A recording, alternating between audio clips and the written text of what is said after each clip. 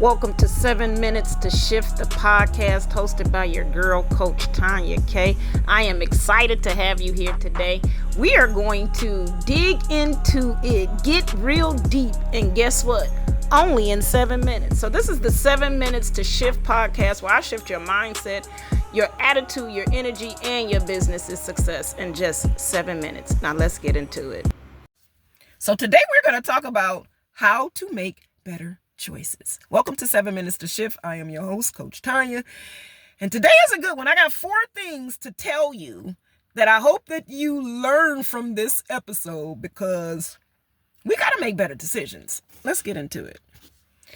The first thing that you absolutely have to go through in making better decisions is my last episode, I talked about learning lessons so you don't have to continue starting over. It's the same thing with making better decisions. Once you've gotten to that place where you've learned that lesson and you don't have to continue to start over, guess what? You've changed. So you have to sincerely change. You have to sincerely change. That's number 1. In order for you to make better choices, you have to absolutely be sincere in your change. Just like New Year's resolutions, where we swear up and down, we gonna lose 20 pounds. And your ass 3 years later, you done gained 20 pounds. You didn't change your mind for real.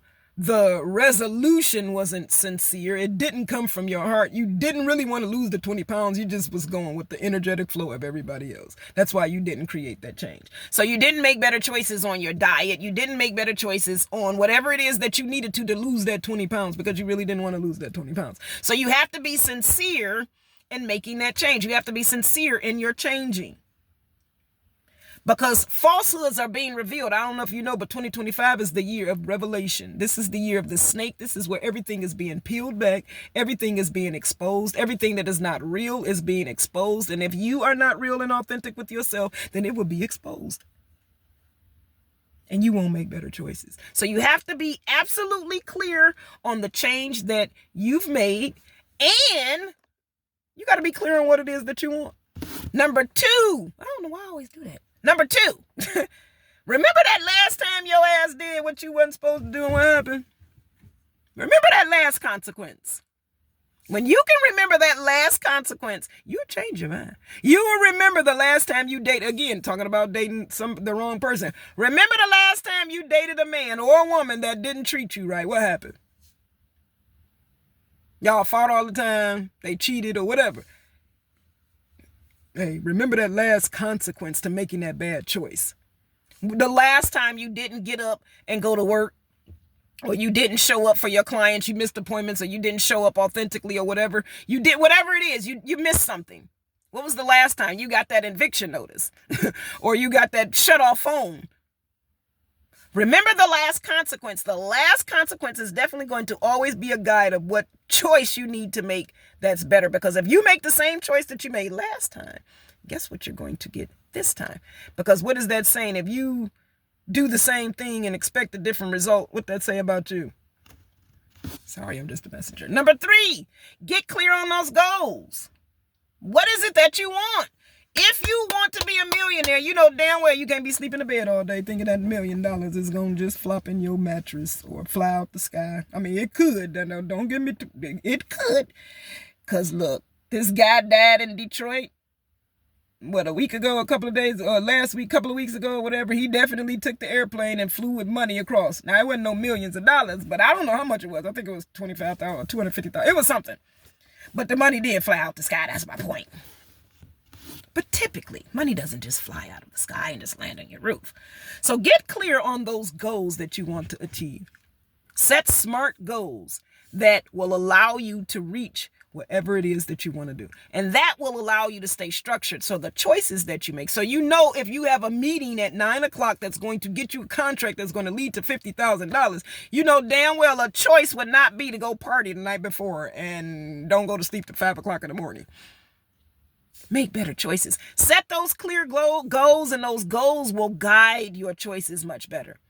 So if you're unclear about what it is that you want to do, sit down with yourself and ask yourself, what is it that I really want to do? So get clear on your goals. Get clear on your goals. What is it that you really want to achieve? And number 4, your desires must absolutely change. You cannot desire to be a wife, but out here thotting in the club shaking your ass. You cannot be desiring to have a good wife and you out here screwing every chick you can look at because her butt big. You have to change your desires. Now, if you desire, like I remember being my last husband, he had a desire of having multiple women. Why the fuck you get married then? I'm confused. You desire to get, if you could, but the thing is, he wanted that marital structure because I held him down psychologically. I made him look good in the streets, pretty much. He was using me as the anchor to keep him together. So I made sure his food was good. He was hungry, you know, all clothes, everything. I prepared him for outside. But his desire was to have that woman in his life that made sure he was good. So while he go really do his desires, which was to be out here in the streets flossing and flexing with other women, he was good. He would present himself as good because he couldn't do it on his own. So you have to be clear on your desires, and your desires absolutely must change. Now, what I used to tell him is, why would you get married to a woman who wants a monogamous marriage? Why not just marry a woman who's okay with the multiple people? There's people out there that are like that. So his desire had to change. And better yet, mine had to change because I no longer wanted to be with a man who didn't respect my desires. So your desire to be fulfilled in a certain way has to change. You have to step into your full desire. Because if you don't, you won't make better choices.